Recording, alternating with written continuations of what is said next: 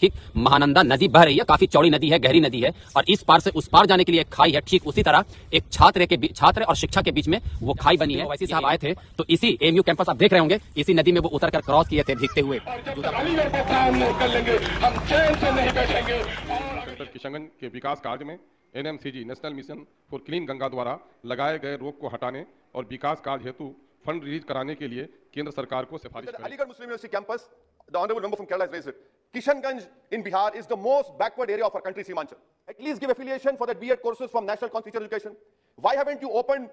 more number of courses? Please, I demand from the government allocate 500 crores in this Kishanganj AMU campus and start new courses. That because that area of Simanchal deserves this. Hello दोस्तों, नमस्कार। मैं मुशफिक खान। मैं इस वक्त जो मौजूद हूँ महानंदा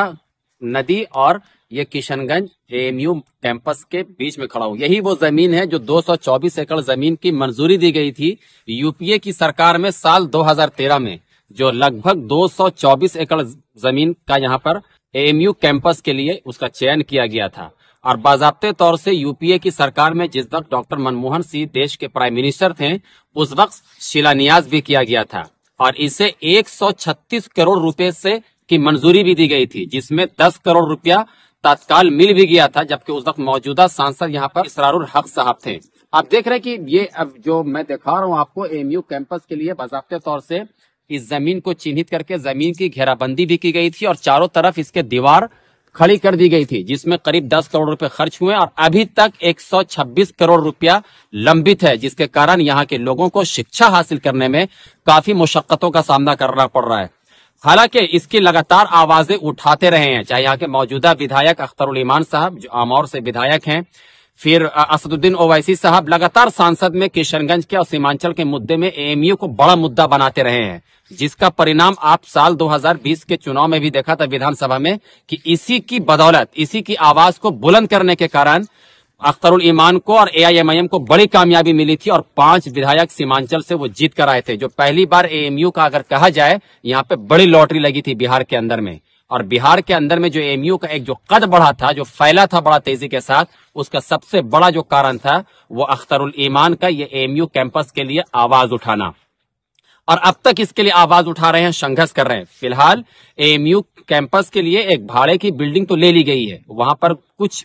तादाद में ही बच्चों को शिक्षा दी जा रही है, लेकिन अब तक जो एक बड़ा पैमाना है शिक्षा का, जिसके बीच में एक जो खाई बनी है, जिस तरह से ठीक महानंदा नदी बह रही है, काफी चौड़ी नदी है, गहरी नदी है, और इस पार से उस पार जाने के लिए एक खाई है, ठीक उसी तरह एक छात्र और शिक्षा के बीच में वो खाई बनी है ये एएमयू कैंपस। हालांकि जब ये कैंपस की मंजूरी मिल गई, 224 एकड़ जमीन को चिन्हित कर लिया गया, 136 करोड़ रुपए की लागत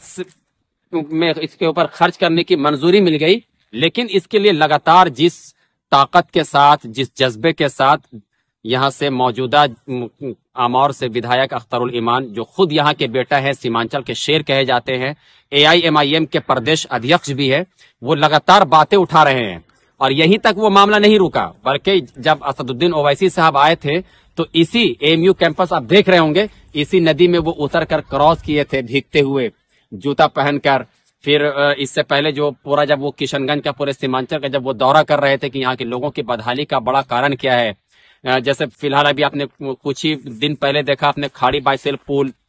जो उसके जो निर्माण का कार्य पूरा हुआ, शिलान्यास हुआ, उसके पीछे भी एक बड़ी भूमिका निभाया था अख्तरुल ईमान साहब ने और उनके सुप्रीमो बैरिस्टर असदुद्दीन ओवैसी साहब ने।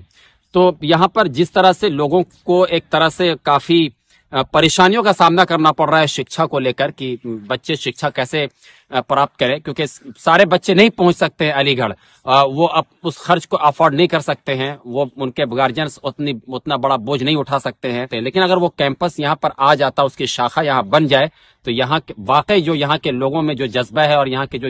यंगस्टर जो लड़के हैं जो आज भी बीएड के लिए, एमबीए के लिए जूझ रहे हैं और दूर का खर्च उठाने की वजह से नहीं पहुंच पा रहे हैं अलीगढ़ तक, अगर ये बन जाए तो उनके लिए काफी बड़ी राहत होगी।